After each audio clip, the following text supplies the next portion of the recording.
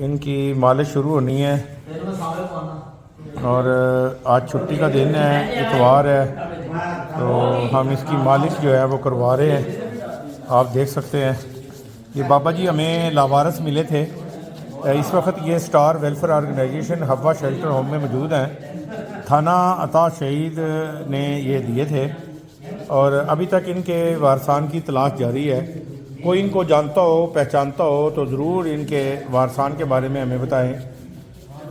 आप देख रहे होंगे कि इनकी कमज़ोरी की वजह से इनकी आज मालिश जो है वो बीमार भी हैं और इनकी जो है ये जारी है अदारे की तरफ से। मैं हूँ खिदमतगार बाबा मोहम्मद शफीक डोगर। फ़ोन नंबर है 030096071123। को जानता हो, पहचानता हो।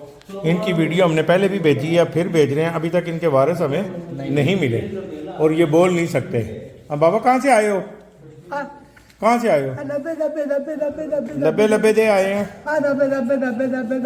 अब लबे लबे लबे लबे करते हैं जी बाबा जी।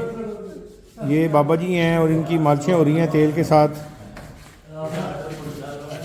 टांगों की मालिश।